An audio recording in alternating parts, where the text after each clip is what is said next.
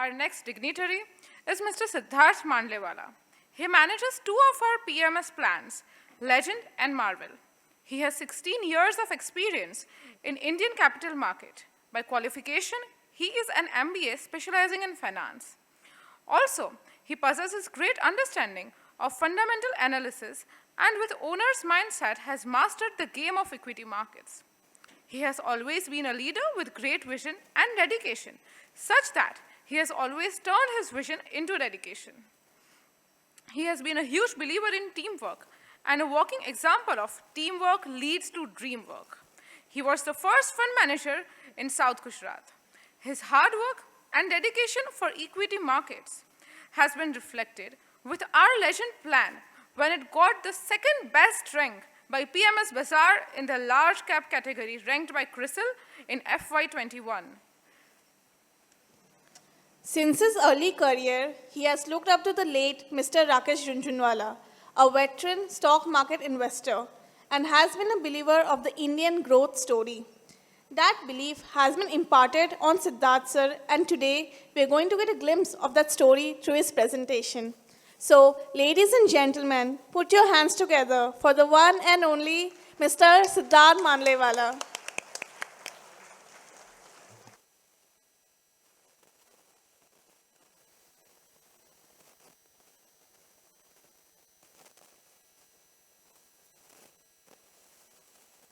To 2009 में जो journey शुरू हुई थी, जब फर्स्ट टाइम मैंने प्रेजेंटेशन दिया था तो मेरे पाँव काँप रहे थे. आज भी जब मैं प्रेजेंटेशन देता हूँ तो मैं बहुत नर्वस होता हूँ. सो अभी 1 घंटे के बाद आई विल बी फ्री. कल शुभरात्रि थी, आज नवरात्रि है. कल शुभरात्रि क्यों है आप सबको पता है, राइट?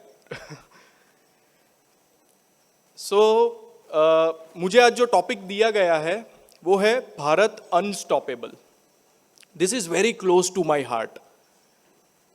2013, 2012 याद कीजिए, बहुत टफ टाइम था हमारे भारत देश के लिए. वी वर इन फ्रेजाइल 5 और तब ऑप्टिमिस्ट रहना और इंडियन मार्केट्स को बिलीव करना, इक्विटीज में बने रहना, वो बहुत डिफिकल्ट चीज़ हो गई थी. ये टॉपिक से मैं शुरुआत कर रहा हूँ. प्रेजेंटेशन चालू करूँ उसके पहले I want to remember our oldest conception. जो कंसेप्ट था उनसे पहले कंसेप्ट से जुड़े हुए हैं, हेमंत भाई से जुड़े हुए हैं, विकास भाई. लास्ट ईयर वो नहीं रहे हमारे बीच. उनके 1-2 इंस्टेंसेस आपको बताता हूँ मैं. जब मैं और हेमंत सर उनके लास्ट स्टेज ऑफ कैंसर जब उनको हुआ था और उनको मिलने गए थे, तो यहाँ पे उनको जो 2020 में अवार्ड हमने दिया था, कंसेप्ट ने अवार्ड दिया था, वो अवार्ड उन्होंने अपने पास रखा था इन हिज लास्ट डेज. और जब उनका घर शिफ्ट करना था, उनके बेटे के घर जब वो गए, तो दूसरा कुछ ले नहीं गए पर अवार्ड लेके गए थे. This is the loyalty, this is the commitment of that man for concept. और ऐसा भी मुझे पता चला है कि जब उनके लास्ट आवर्स थे कि जब वो अपना बॉडी छोड़ने वाले थे, तब वो हेमंत सर का नाम बोल रहे थे. ऐसा एम्प्लॉय मैंने लाइफ में नहीं देखा है. So we remember him. He will always be remain in our hearts. Last year 2 जन को मैंने खोआ है. उसमें से एक और है राकेश झुनझुनवाला. कभी भी फिजिकली मैं उनसे नहीं मिला हूं.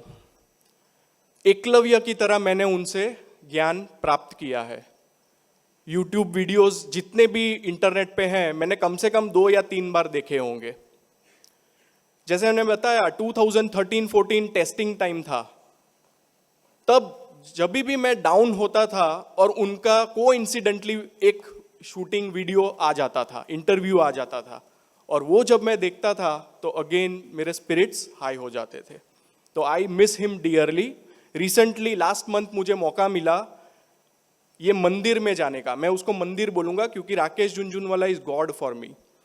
तो उनके रेयर एंटरप्राइज मुंबई में जो मरीन ड्राइव पे ऑफिस है, वहाँ पे मैं गया था और जस्ट वहाँ पे मैंने प्रे किया कि thank you for giving me Titan and thank you for giving me all the wisdom across the years. तो आज मैं जो भी हूं उसका बहुत बड़ा श्रेय राकेश जी को जाता है। और वो हमेशा कहते थे the greatest risk of investing in India is not investing in India. उनके आखिरी इंटरव्यूज आप देखोगे उसमें वो बोलते थे कि इंडिया का समय आएगा नहीं, इंडिया का समय आ गया है, राइट। तो इतने बुलिश थे वो। और कोविड के टाइम पे तो उन्होंने ऐसा भी बोला था कि बीबी के बांगड़ बेच के स्टॉक मार्केट में पैसा लगा दो। अगर किसी ने किया हो तो we have seen last 3 years में जिस तरह से वेल्थ क्रिएट हुई है। So some of the learnings from my guru, वो बोलते थे the best time for Bharat is ahead of us. यानी उन्होंने इतना पैसा बनाया था फिर भी वो बोलते थे कि आगे का टाइम और अच्छा होने वाला है। वो बोलते थे, उनको इंटरव्यूज में पूछते थे आप आउट ऑफ इंडिया क्यों इन्वेस्ट नहीं करते हो, तो वो बोलते थे when the food at home is so good, घर का खाना ही इतना अच्छा है तो बाहर क्यों जाना खाने। इसी तरह वो बोलते थे respect the market, have an open mind, mind को हमेशा ओपन रखो। The only rule is that there are no rules, कोई भी एक रूल को फॉलो मत करो। मार्केट हैज नो किंग, उनको काफी बार लोग बोलते थे कि किंग ऑफ दलाल स्ट्रीट, तो वो उनका आंसर इस तरह देते थे कि market has no king, those who think they are go to Arthur jail. और हमें पता है कौन कौन आर्थर जेल में है और गए थे। फिर उनको पूछते थे कि भाई आप स्टॉक ले रहे हो वो लेकिन वो चल नहीं रहा है, तो उसका जवाब भी वो बहुत अच्छा देते थे कि if a girl is good, if a girl is beautiful, suitor will come, if a stock is good, buyer will come. तो बहुत अच्छी तरह फ्रेजेस में वो बोलते थे। And you have to win, you have to lose many battles to win a war. बड़ी war जीतनी है तो छोटी छोटी बैटल हारनी पड़ती है। और मिस्टेक्स के बारे में भी वो बहुत अच्छा बताते थे कि making a mistake is not a crime, but repeating a mistake is a crime. Not learning from that mistake is the greatest crime. So these are some of the few learnings which I had from him. See, अभी जो हमारा आज का topic है unstoppable Bharat, मैं ऐसा मानता हूं कोई भी देश प्रॉस्पर कब करता है जब उसमें सेल्फ कॉन्फिडेंस हो, माइंडसेट चेंज होना चाहिए। और मोदी जी ने आके यही किया है हमारे देश में। And I will give you some examples. See, data तो बहुत है हमारे पास, सबके पास डेटा होगा, जीडीपी यहां से यहां हुआ, आईआईपी यहां से यहां हुआ, ये सब तो हम देखते हैं। लेकिन आई will be talking about softer aspects कि देश में परसेप्शन चेंज कैसे हो रहा है। This is the first example. Covid के टाइम पे जब इंडिया में खुद में क्राइसिस थी, तब भी हमने 150 कंट्रीज को कोविड की वैक्सीन्स भिजवाई और साथ में मेडिसिन भी भिजवाई। And this is one of the example. एक कंट्री में जो बैच डिस्पैच हुआ था उसका ये फोटो है। उसी तरह G20 मीटिंग्स, मुझे नहीं पता है कि ऐसा वर्ड मैंने पहले कभी सुना था, लेकिन जिस तरह से मार्केटिंग हुआ, और मार्केटिंग किस तरह से हुआ कि दिल्ली से बाहर लेके गए। आज G20 की मीटिंग 60 सिटीज में हुई, 28 स्टेट्स में हुई और 8 यूनियन टेरिटरीज में हुई। सो ये अगेन एक अलग माइंडसेट कि हमें सिर्फ दिल्ली में नहीं रहना है, दिल्ली से शासन नहीं करना है, पूरे देश इंक्लूसिव ग्रोथ करना है। अगेन काफी स्कूल के बच्चों के फंक्शंस, एनुअल फंक्शंस में G20 का थीम दिख रहा हूं मैं। तो this is a surprising thing, right, कि ये इस तरह से अभी इनकलकेट हो रहा है। आप सब ने अवार्ड्स देखे होंगे, पद्म भूषण, पद्म विभूषण, पद्मश्री। पहले कैसे लोगों को अवार्ड्स मिलते थे जो रिकॉग्नाइज्ड थे, आज कैसे लोगों को मिल रहे हैं जो अनरिकॉग्नाइज्ड है लेकिन डिजर्विंग है। यहां पे आप देख सकते हो आपके लेफ्ट पे, शी इज तुलसी गौड़ा। उन्होंने 30,000 सैपलिंग्स लगाए। She is a social worker और उनको आइडेंटिफाई किया और उनको पद्मश्री दिया। आपके राइट साइड पे तो वी ऑल नो, हम सुरतीज हैं, यजदी भाई करंजिया, बहुत सारे हमने नाटक देखे हैं उनके, राइट। मैं ऐसा मानता हूं कि अभी नीलेश भाई मांडलेवाला यहां से निकल गए हैं, लेकिन मोदी जी उनको भी देख रहे हैं। एक दिन मेरा यह कन्विक्शन है कि उनको भी अवार्ड ये मिलने वाला है। स्पोर्ट्स इवेंट, आप देखिए Bharat is breaking all the records. अभी एशियन गेम्स में आप देखिए 100 पार कर दिया हमने, 107 मेडल्स मिले हमें।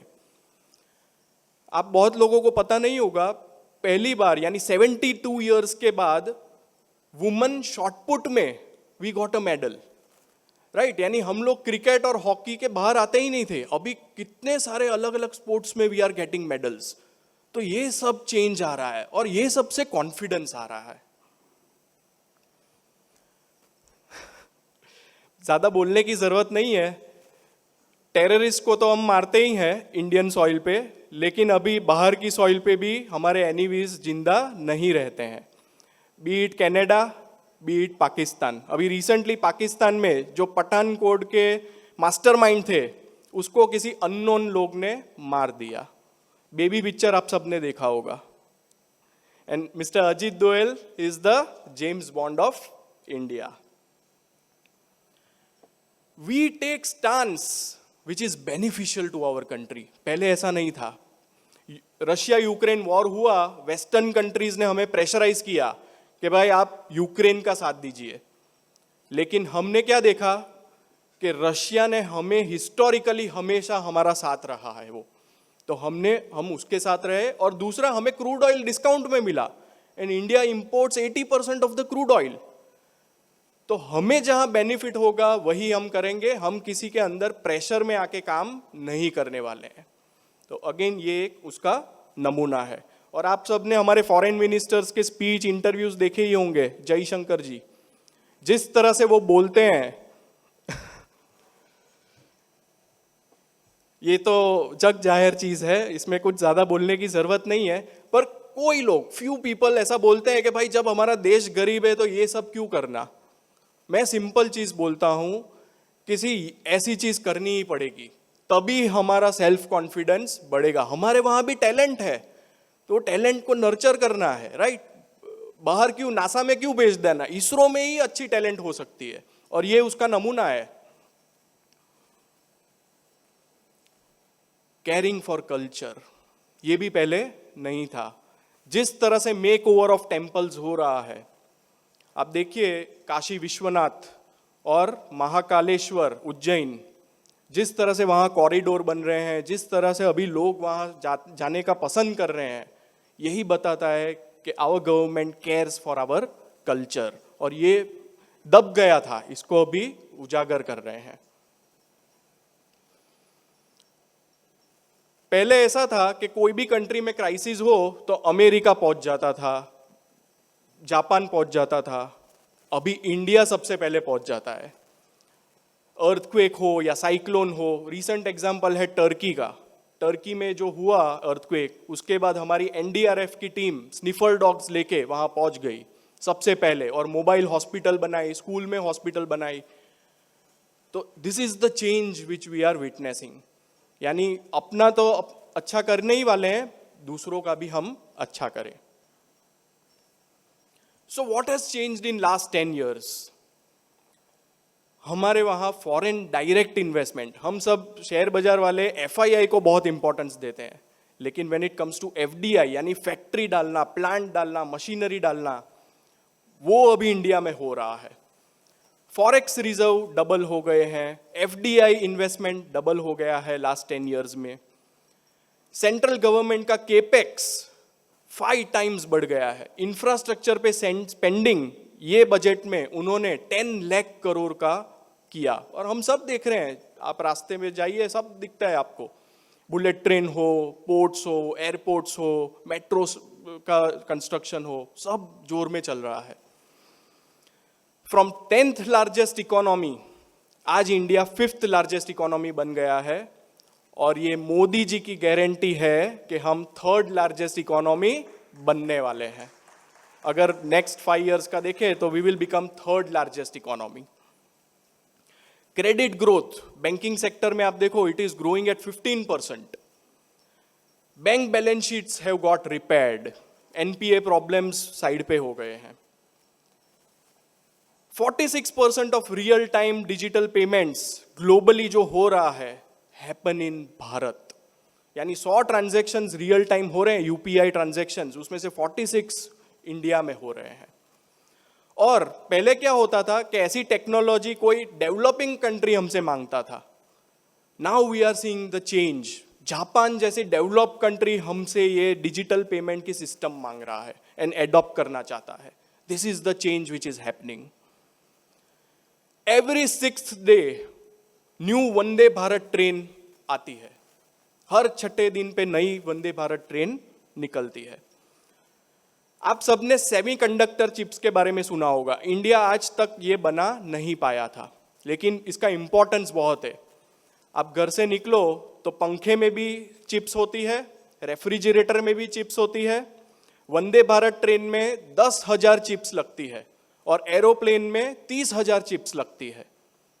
मोदी जी ने जुलाई में जब वो यूएस गए थे तो माइक्रोन के साथ डील की और अभी सितंबर में इंडिया में ग्राउंड ब्रेकिंग काम चालू हो गया है। और ऐसा बताते हैं कि नेक्स्ट दिवाली, ये दिवाली के बाद की दिवाली में India will be producing semiconductor chips. This is the change which is happening. हम लोग एक्सपोर्ट्स में डिफेंस नहीं करते हैं, दूसरों को मारने वाली चीज नहीं एक्सपोर्ट करते हैं। हम एक्सपोर्ट क्या करते हैं? Yoga, Ayurveda, spirituality and also astronomy.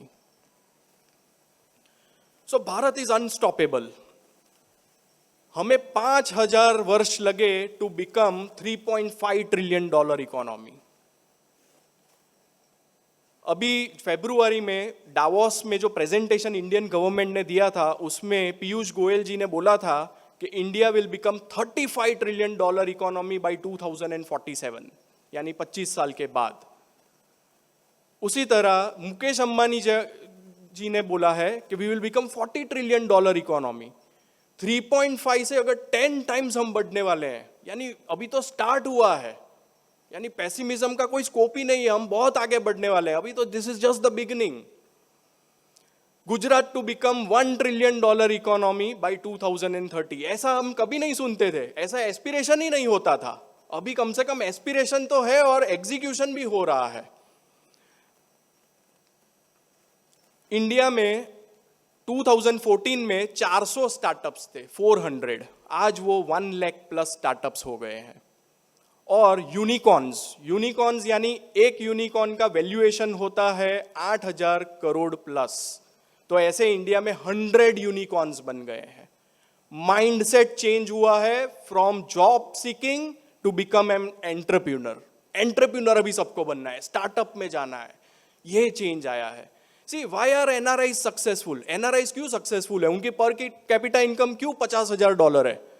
Because उनको प्लेटफॉर्म मिला वो कंट्री में, beat USA, beat Canada, beat Australia, वहां प्लेटफॉर्म मिला, इसलिए वो एनआरआई सक्सेसफुल हुए। टैलेंट तो इंडियंस में है ही पहले से। अभी मोदी जी और ये गवर्नमेंट इंडिया में प्लेटफॉर्म देना शुरू कर दिया है।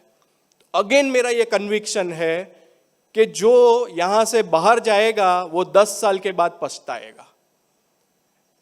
India is the nation to be in. यहां इंडिया में रहना है हमें। इंडिया जैसा प्रॉस्परिंग नेशन कोई नहीं बनने वाला है। एक चीज याद रखिए, we were the fastest growing economy before covid and we are the fastest growing economy after covid. यानी डेडली कॉम्बिनेशन है। पहले भी हम अच्छा करते थे, अभी भी हम फास्टेस्ट ग्रोइंग है। और काफी लोग कंप्लेन करते हैं हमारे देश के बारे में, हमारे देश में अभी भी करप्शन है, ये है, वो है।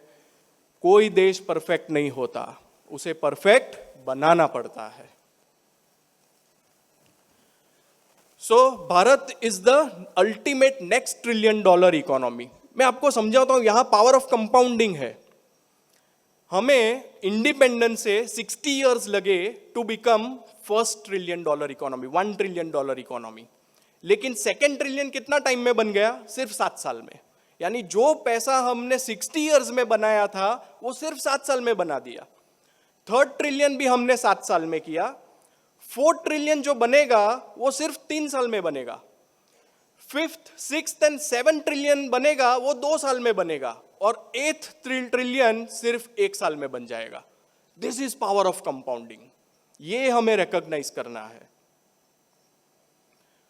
सो अगर मार्केट का हम कंपाउंडेड पास्ट देखें कि मार्केट ने कितना रिटर्न दिया है, तो निफ्टी की बात करते हैं। निफ्टी ने लास्ट 25 साल में 12% का केगर रिटर्न दिया है, 12% रिटर्न दिया है।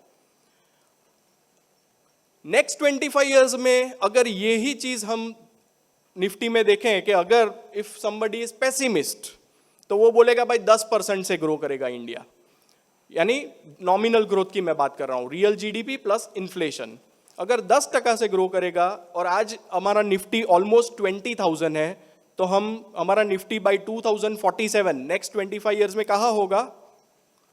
2,17,000। अगर 12% रखते हैं, कोई पेसिमिस्ट भी नहीं है, ऑप्टिमिस्ट भी नहीं है, जो लास्ट 25 इयर्स में हुआ वही नेक्स्ट 25 इयर्स में रिपीट करते हैं, तो हम कहाँ जाएंगे? Nifty will be 3,40,000। और कोई ऑप्टिमिस्ट है मेरी तरह 15% सोच रहा है, तो निफ्टी कहाँ जाएगी? हम लोग बहुत छोटा सोचते हैं, राइट? और ये इजीली हो सकता है। ये यहां पे मैंने कोई एस्ट्रोनॉमिकल फिगर्स नहीं रखे हैं। सो अभी हम आते हैं second phase of my presentation. This was all about Bharat unstoppable. Now I will be talking about the philosophy which I practise, and this philosophy is known as terminal value investing. तो terminal value investing क्या है? It is the ultimate end और goal we wish to achieve. कोई भी चीज हम लेते हैं तो कहाँ जा सकती है उसका हम अनुमान करते हैं। जैसे मैं एग्जांपल देता हूं, टाइटन मैंने जब पहली बार आइडेंटिफाई किया था तब उसका मार्केट कैप था 4,000 करोड़, यानी पूरी कंपनी आपको बाई करनी है टाइटन की तो 4,000 करोड़ में मिलती थी। तब मैंने सोचा कि इसकी टर्मिनल वैल्यू 30,000 करोड़ है, इसका मार्केट कैप 30,000 करोड़ तक जा सकता है, एंड इट रीच देयर। अभी ऐसा नहीं है कि वो गोल आ गया तो हमें बेच देना है, तब हम फिर से उसको रिविजिट करते हैं कि ये कंपनी कहाँ जा सकती है। तो then I thought this company can easily become 1 lakh crore, वो भी हो गया। आज टाइटन का market cap is almost 3 lakh crore, 3 lakh crore का टाइटन का मार्केट कैप है। आपको पूरे टाइटन के सारे शेयर्स खरीद लेने हैं मार्केट में से, तो 3 लाख करोड़ आपको देना पड़ेगा। अभी मेरा अनुमान है कि Titan can become a 10 lakh crore company. Terminal value point of view से मैं सोचता हूं तो वहां जा सकती है, और फिर भी वहां भी मैं रिविजिट करूंगा। टाइटन का, तनिष्क का market share is just 7% today. India में अभी भी अनऑर्गेनाइज्ड इज ऑलमोस्ट 60%, 40% ही ऑर्गेनाइज्ड है ज्वेलरी में। तो अभी भी बहुत बड़ा रूम है ग्रो करने के लिए। दूसरा, टर्मिनल वैल्यू में सबसे इंपॉर्टेंट चीज क्या होती है? इनटेंजिबल्स। पहले के जमाने में क्या था 90s में, कि आपका प्लांट है, मशीनरी है, तो आप उसको इजीली वैल्यू कर सकते हैं कि इसकी ये वैल्यू है, डेप्रिसिएशन लगा दिया, राइट? पर आज मार्केट को वैल्यूएशन मिलता है on the basis of intangibles. What are intangibles, वो मैं आगे आपके साथ डिस्कस करूंगा। So soft assets give today's company their hard competitive edge. Soft assets बहुत इंपॉर्टेंट हो गए हैं, और इनटेंजिबल्स ऐसी चीज है कि जिस बहुत डिफिकल्ट है उसको वैल्यू करना। जैसे मैंने बताया, टेंजिबल को आप इजीली वैल्यू कर सकते हो, लेकिन ब्रांड को आप कैसे वैल्यू करोगे? गुडविल को आप कैसे वैल्यू करोगे? Terminal value is applicable only to leaders and legend. जैसे अगेन एग्जांपल देता हूं, इंडिया को हम टर्मिनल वैल्यू दे सकते हैं, पाकिस्तान को नहीं दे सकते हैं, अफगानिस्तान को नहीं दे सकते हैं, इवन हमास को भी नहीं दे सकते, गाजा को नहीं दे सकते हैं। सो टर्मिनल वैल्यू लेजेंड्स और लीडर्स को ही देना है। सो टर्मिनल वैल्यू में 3 चीज बहुत इंपॉर्टेंट है: इंटेंजिबल्स, मेगा ट्रेंड और leadership. So we will talk about intangibles. Intangible में पहली चीज इंपॉर्टेंट है, वो है कल्चर। राकेश झुनझुनवाला की फर्म में जो उत्पल सेठ हैं CEO, वो एक बार टाइटन के शॉप फ्लोर पे गए थे, बहुत साल पहले की बात है, 2003 की बात है। वहां शॉप फ्लोर पे एक 10th स्टैंडर्ड का लेबरर काम कर रहा था, तो उन्होंने उनसे पूछा कि आपका टारगेट क्या है। वो उत्पल सेठ जी ने उनसे पूछा, उनको लगा कि उत्पल सेठ जी को लगा कि मुझे थोड़ी इनसाइडर इंफॉर्मेशन मिल जाएगी, लेकिन वो लेबरर ने बोला कि मेरा टारगेट है ये मशीन की जो कॉस्ट है जिस पे मैं काम कर रहा हूं उस पे 25% रिटर्न जनरेट करना कंपनी के लिए। यानी indirectly he was talking about return on capital employed, ROCE। यानी 1 करोड़ का वो मशीन था, उस पे उसे 25 लाख कमा के देना है। This speaks about culture of that organisation कि एक लेबरर जो 10th ग्रेड है उसको ROCE पता है, रिटर्न ऑन कैपिटल एम्प्लॉयड पता है। इसी तरह customer engagement, whenever you visit any Tanishq store, आप देखिए marketing is in their blood. वो लोग जिस तरह से आपका हॉस्पिटैलिटी से स्वागत करते हैं, बातें करते हैं, तो दूसरी बार वो कस्टमर लॉयल बन जाता है, कस्टमर लॉयल्टी हो जाती है। Even employ loyalty is very important. कोई भी कंपनी में कितने साल तक एम्प्लॉय टिक रहा है वो भी वो कंपनी के बारे में बताता है। ब्रांड अगेन वेरी इंपॉर्टेंट चीज। And finally governance. तो ये सब चीजें आती है इंटेंजिबल्स में। तो ये टाइटन के इंटेंजिबल्स है। आप देखो ये मैंने 2000 जब वो मल्टीबैगर नहीं था तब से 2008 का ये जर्नी है, उसमें बहुत कुछ देखने की जरूरत नहीं है। सेकेंड एंड थर्ड कॉलम आप देखिए, cash flow before economic cost और टोटल इकोनॉमिक स्पेंड। वो लोग एडवर्टाइजमेंट पे कितना स्पेंडिंग कर रहे थे, सेलिंग एंड डिस्ट्रीब्यूशन एक्सपेंसेस पे कितना स्पेंडिंग कर रहे थे, यानी दे वर बिल्डिंग देयर ब्रांड। उनका सेल्स का almost 7-8% they were spending on building their brand. और उसके वजह से क्या होता है कि जब भी कोई भी कंपनी ये सब स्पेंडिंग करता है तो वो P&L से डेबिट हो जाता है। P&L से डेबिट होगा तो क्या होगा कि आपको प्रॉफिट कम दिखेगा, और इसलिए आप बोलोगे कि भाई PE रेशियो हाई है, ये कंपनी ले नहीं सकते। But this company was building itself with that economic spends. तो this was the intangible which one should look at. और यही अभी मेरी नई गेम है, मैं ये गेम पे फोकस करना चाहता हूं। दूसरा जो टर्मिनल वैल्यू में इंपॉर्टेंट होता है वो होता है मेगा ट्रेंड्स। मेगा ट्रेंड्स यानी ऐसी स्ट्रक्चरल शिफ्ट जो डिकेड्स तक कंटिन्यू रहे। यानी कोई भी गवर्नमेंट भी चेंज हो जाए तो भी वो चेंज नहीं होगा, कुछ भी हो जाए वो कंट्री में वो ट्रेंड कंटिन्यू रहेगा। तो these are some of the mega trends. जैसे डेमोग्राफिक डिविडेंड, आज इंडिया में यंगेस्ट पॉपुलेशन है और ये पॉपुलेशन 2070 तक रहने वाला है। दूसरा है डिजिटलाइजेशन। आप यूपीआई देखिए, यूपीआई हैज बीन रिवॉल्यूशनरी। आज एक चाय वाला, उसका कैश फ्लो उसकी बैंक को पता है। कैसे पता है? क्योंकि उसको सब पेटीएम करते हैं, तो उसकी बैंक को दिख रहा है कि भाई ये चाय वाले का डेली इनकम ये है, मंथली इनकम ये है। ये पता होने से वो बैंक उसको लोन दे सकता है। ये कैश इकोनॉमी में पॉसिबल नहीं था। तो this is again a change which is happening in India. Premiumisation, आज सबको अच्छा लेना है। आज आप देखिए मारुति की जो एंट्री लेवल कार्स है वो इतनी बिक नहीं रही है, लेकिन एसयूवीज अभी सब अच्छी बिक रही है। यानी सबको अपग्रेड होना है। Artificial intelligence is also a mega trend. Sagar भाई ने तो बात की ही है, लेकिन यहाँ पे भी एक डिबेट होता है कि भाई artificial intelligence will take away your jobs चले जाएंगे, राइट? मेरा मानना है किसी हमारे ब्रेन के दो पार्ट होते हैं, right brain and left brain. Right brain is about creativity, imagination. Left brain is about calculation, logic, mathematics. मैं मानता हूं जो लेफ्ट ब्रेन ज्यादा यूज करेगा उसका जॉब जा सकता है, लेकिन जो राइट ब्रेन यूज करेगा वो आर्टिफिशियल इंटेलिजेंस को भी बीट कर सकता है। बाद में आता है फाइनेंशियलाइजेशन, डेमोक्रेटाइजेशन ऑफ क्रेडिट। यानी आज कोई भी जन, हमारा पूरा इकोनॉमी फिजिकल एसेट से फाइनेंशियल एसेट्स के ओर जा रहा है। एसआईपी के फिगर्स आप सबको पता होगा, 16,000 करोड़ पर month you all are pouring into mutual funds, और ये बढ़ने वाला है। मेरा मानना है ये फाइनेंशियल ईयर में वी विल क्रॉस 20,000 करोड़। तो अभी हमें एफआईआईज की भी इतनी जरूरत नहीं है। एफआईआईज हर बार बेच रहा है और हमारे इंडियंस ले रहे हैं, एंड वी आर राइट, मैं ऐसा मानता हूं। FIIs are wrong. Working woman, 10 साल पहले वर्किंग वुमन कम थे, आज वर्किंग वुमन ज्यादा है, नेक्स्ट 10 ईयर्स में बढ़ने ही वाला है। Again this is a mega trend which will continue. Climate change, ये नीड ऑफ द आवर है, हम सबको पता है। हर कंट्री को कार्बन न्यूट्रल ग्रेजुअली बनना है। And finally, electric vehicle is also a part of that. Autonomous vehicle is a part of that.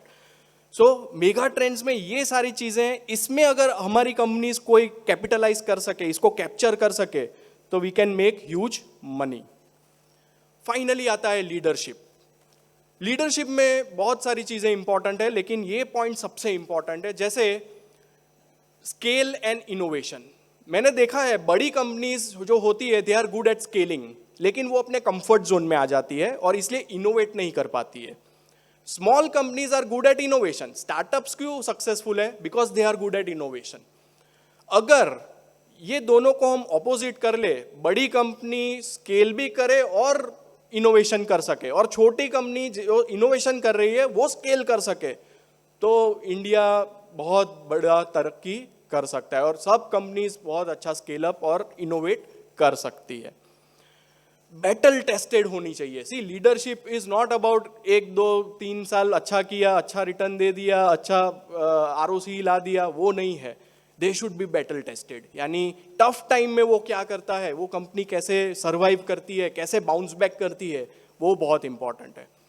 Adaptability and resilience. See Darwin भी बोलते हैं कि फिटेस्ट होता है वो नहीं जीता है, स्ट्रॉन्गेस्ट होता है वो नहीं जीता है, जो एडेप्टेबल होता है वो लंबा जीता है. Capital allocation and structure. Companies जो कैश फ्लो कमाती है उससे वो कहाँ पे इन्वेस्ट कर रही है, वो भी इतना इंपॉर्टेंट है. Management depth and transition. Titan में मैंने ये देखा है कि भास्कर भट्ट जिसने टाइटन को इतना बड़ा बनाया, वो जब रिटायर हो गए 2019 में, उसके बाद सीके वेंकटरामन आए, अगेन 30 इयर्स से टाइटन में ही थे वो, और वो अभी स्केल अप कर रहे हैं टाइटन को. तो लीडरशिप ऐसी होनी चाहिए कि it is beyond individuals.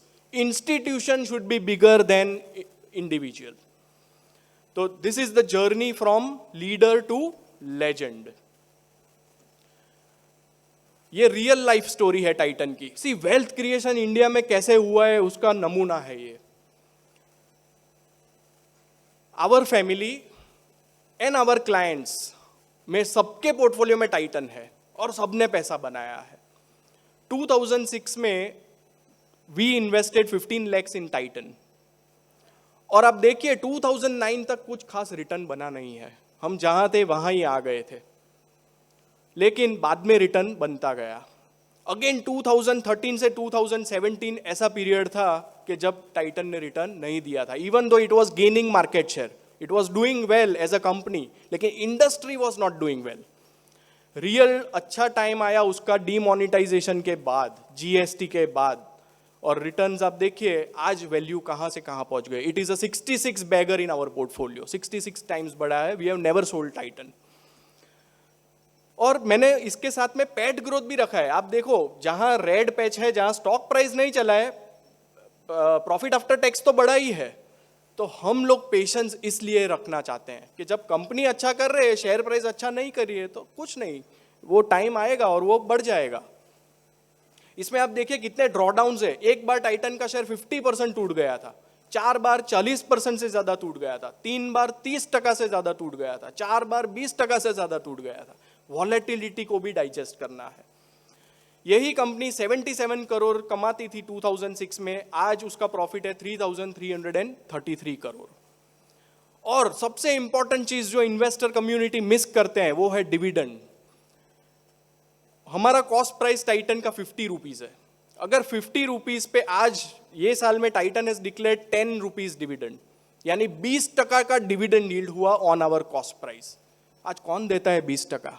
FD में कहां मिलता है, राइट? और शेयर प्राइस बढ़े या ना बढ़े, मेरा डिविडेंड यील्ड हर साल बढ़ रहा है.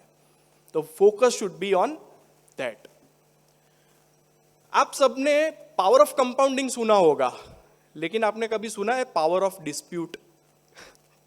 ये भी रियल लाइफ स्टोरी है. मेरे फैमिली में डिस्प्यूट हुआ था, और वो टाइम पे हमारे जो जॉइंट अकाउंट्स थे उसमें मेरे फादर ने कोटक महिंद्रा फाइनेंस लिया था. तब तो कोटक बैंक भी नहीं था. तो 92 में उसका आईपीओ आया था, and 2003 Kotak got licence for banking. तो 10 साल तक इतना रिटर्न नहीं बना था, लेकिन रियल रिटर्न 2003 के बाद बना. 2019-20 में मेरे पास एक दिन डीमैट का स्टेटमेंट अचानक से पोस्ट से आया, और I was stunned to look at the valuation. वो टाइम पे इन्वेस्ट किया था almost 1 lakh rupees in 15-20 companies, और उसकी वैल्यू हो गई थी ऑलमोस्ट 1.9 करोड़। 30 इयर्स में पावर ऑफ डिस्प्यूट में ये हो जाता है।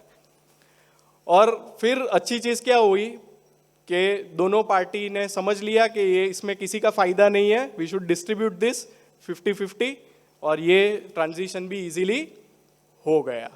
तो अगेन यहाँ से हमें सीखना क्या है कि लॉन्ग टर्म में Indian markets has delivered, great companies have delivered.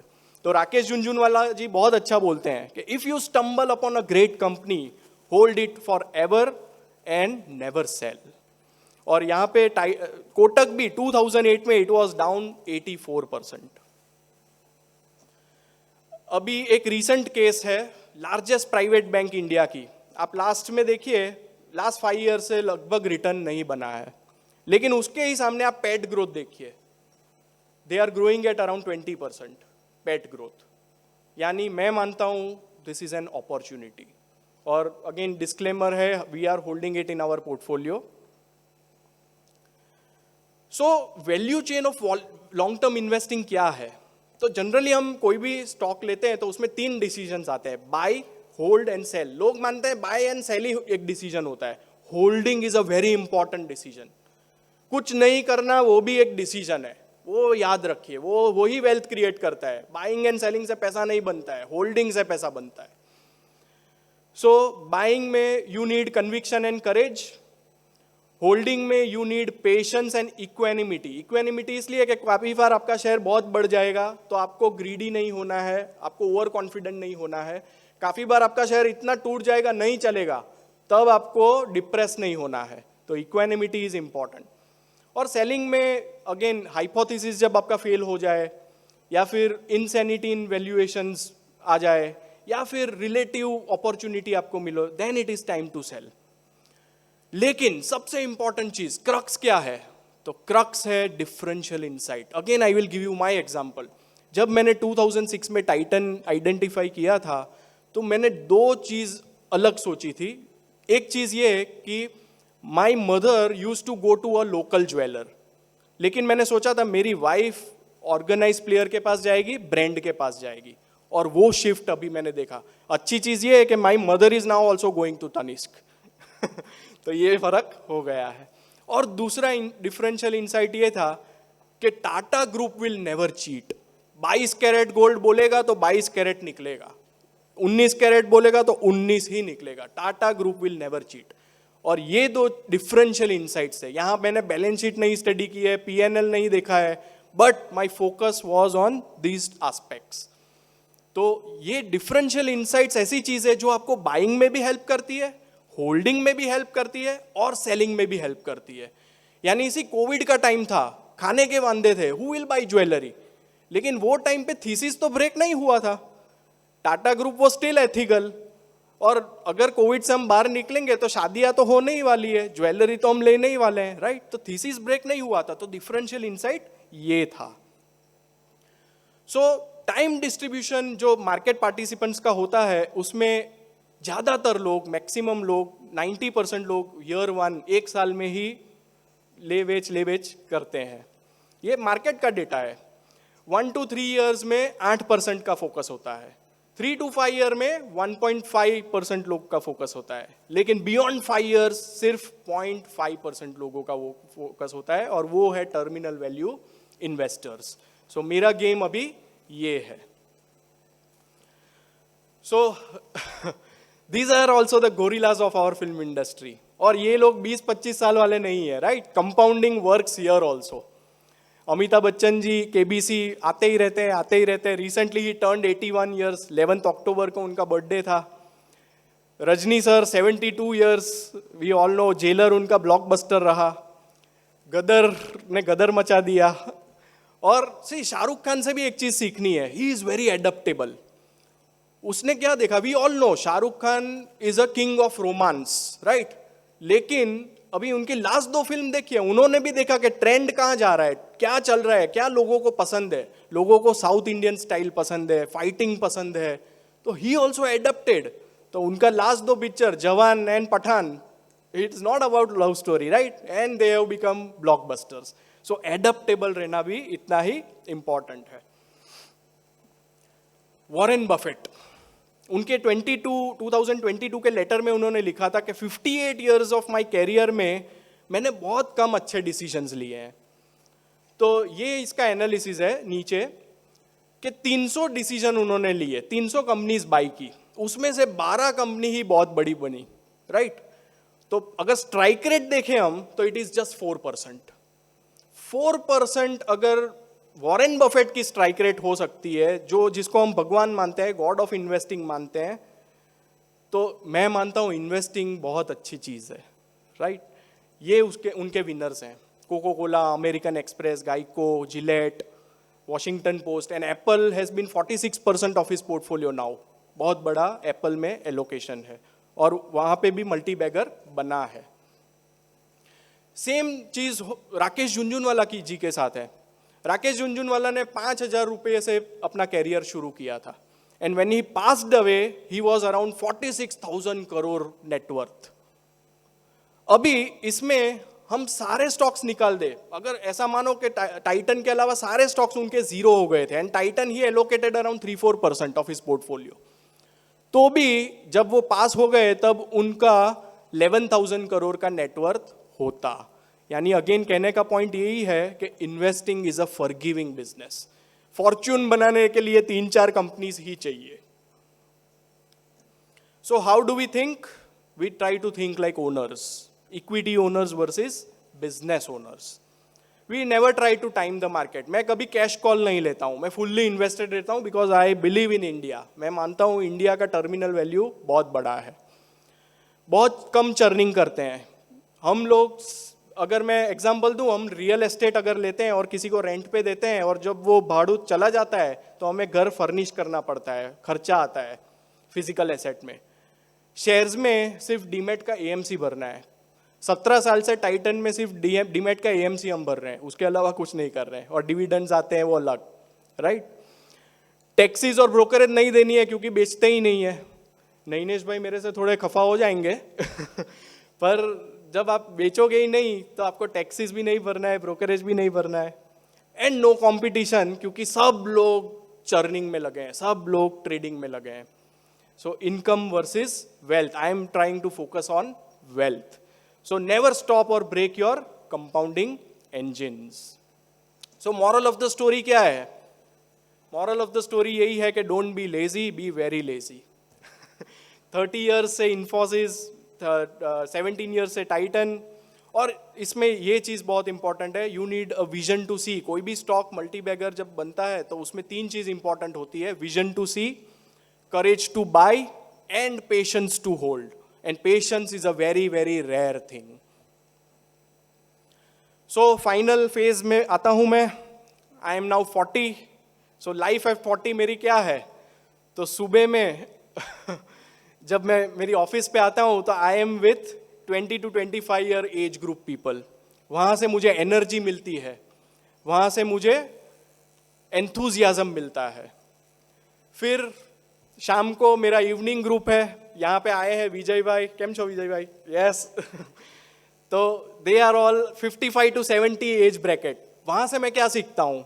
तो वहाँ से मैं एक्सपीरियंस सीखता हूँ, वहाँ से मैं विजडम सीखता हूँ, और क्या लाइफ में नहीं करना वो मैं सीखता हूँ, क्योंकि उन्होंने लाइफ में बहुत उतार चढ़ाव देखे हैं. पर ये दोनों एज ग्रुप में एक चीज़ मैंने देखी है कि हमारे 40s वाले जो होते हैं वो मिड लाइफ क्राइसिस उसको बोलते हैं, तो हम सब सीरियस होते हैं. 20 to 25 वाले बिंदास होते हैं, मस्ती वाले होते हैं, और 55 to 70 वाले और बिंदास होते हैं और मस्ती में होते हैं, राइट? तो ये बहुत सिमिलरिटी है दोनों एज ग्रुप में. फिर अगेन फोकस ऑन हेल्थ. तो एवरी फ्राइडे हम लोग ने एक इन्वेस्टर एसोसिएशन बनाया है जहाँ पे मेरे एक्स कंसेप्शंस अगेन पीछे बैठे हैं सब. तो हम सब मिलते हैं every Friday. We play cricket for 3 hours. उसी तरह see I want to spend time with my family also. तो my father and my mother अभी 70 years के ऊपर उनका एज है, तो मुझे रिग्रेट नहीं करना है लाइफ में. I want to spend more and more time with them. I have a 5 year kid. मुझे उसके साथ भी टाइम स्पेंड करना है। आई have joined yoga garba thanks to doctor Paulomi, उन्होंने मुझे रिकमेंड किया था, तो एवरी मॉर्निंग वहाँ जाते हैं। सी योग garba is a combination of yoga and garba, ये डेडली कॉम्बिनेशन में मानता हूँ, राइट। तो मुझे जिम नहीं पसंद है, तो मुझे ऐसी चीज़ें पसंद है। अगेन यहाँ पे मेरे सर आए हैं, पल्लास सर, तो ये हम करते हैं। And finally giving back to the society, तो मैं काफ़ी लेक्चर्स लेने कॉलेजेस में जाता हूँ, यंग माइंड से मिलना चाहता हूँ, जो मुझे राकेश जी ने दिया वो मैं सबको देना चाहता हूँ। तो this is my life. IPhone का अभी 15 वर्जन आया, राइट, तो मैंने भी सोचा मेरा भी वर्जन आना चाहिए, तो આ છે સિદ્ધાર્થનો 2.0 વર્ઝન। તો એમાં શું કરીશું? Empowering the team. તમે आप सबने देखा होगा पहले 2 प्रेजेंटेशन मेरी फिलोसॉफी से एकदम अलग थे, but we should respect that. See पैसे तो बहुत सारी चीज़ों से बन सकता है, ऐसा नहीं कि मेरी फिलोसॉफी से ही पैसा बनेगा, पैसा ऐसे भी बनता है, और they have proven that, track record speaks for that. तो एम्पावर करना है टीम में। और अगेन ये वर्ड मुझे नाविद ने सिखाया था। एक बार मैंने उसको बोला था कि आई वांट टू डेलीगेट, तो उन्होंने बोला, उसने मुझे बोला कि delegation is a wrong word, you should use empowerment. तो मैं टीम को बहुत एम्पावर करने में मानता हूँ, मैं फेथ रखने में मानता हूँ कि they will do well. Removing I and embracing we. Matthew Richard करके एक बंदा है जो वर्ल्ड में ऐसा बोलते हैं, उसको उस पर रिसर्च हुआ था 7-8 साल तक कि he is the happiest man on this planet earth. तो उसको पूछा गया था कि आप क्यों इतना हैप्पी रहते हो, तो उसने बोला कि मैंने मेरी लाइफ से आई निकाल दिया है। कोई भी चीज में सेंटर में से अगर आई निकाल देते हैं और वी को एम्ब्रेस कर लेते हैं तो you will be very happy. Ego पूरा नीचे चला जाता है, क्रश डाउन हो जाता है।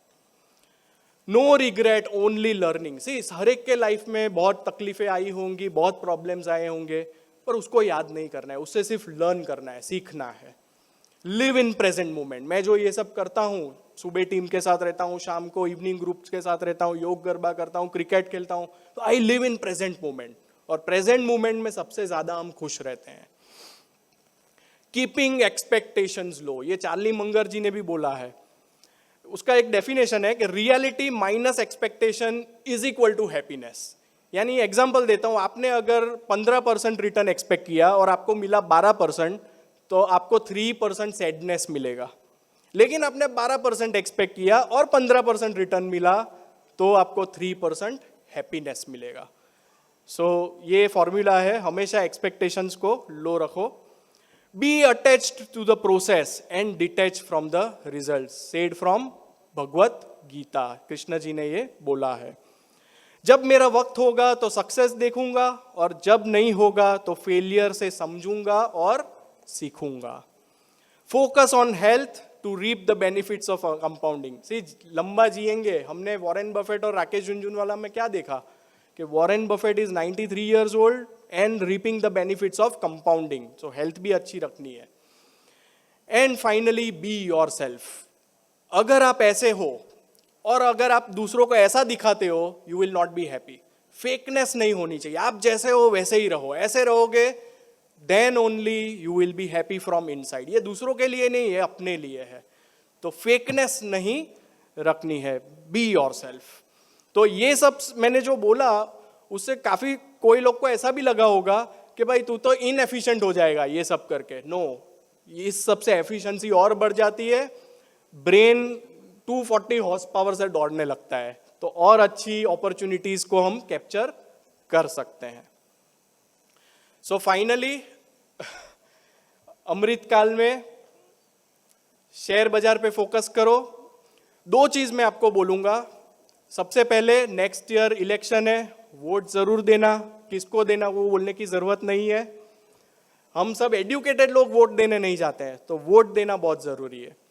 और दूसरी चीज इंपॉर्टेंट क्या है, काफी लोग यंग जो हैं उन्होंने अपने पापा को पूछा होगा कि भाई 20-25 साल पहले आपने हिंदुस्तान यूनिलीवर क्यों नहीं लिया था, आपने डाबर क्यों नहीं लिया था, आपने एशियन पेंट्स क्यों नहीं लिया था, आपने इन्फोसिस क्यों नहीं लिया था।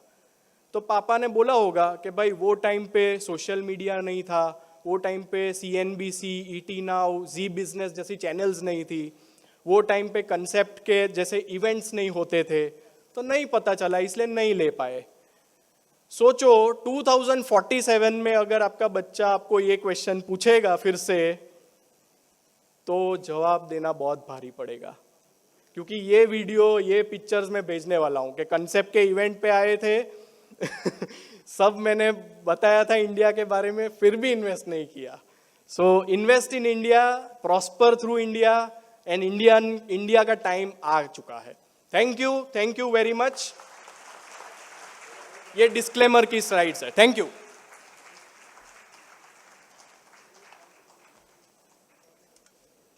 Thank you so much, Siddharth, sir. It is always a pleasure to hear you. The way you simplify things, connect the complicated dots, and your unspoken conviction on India is really admirable.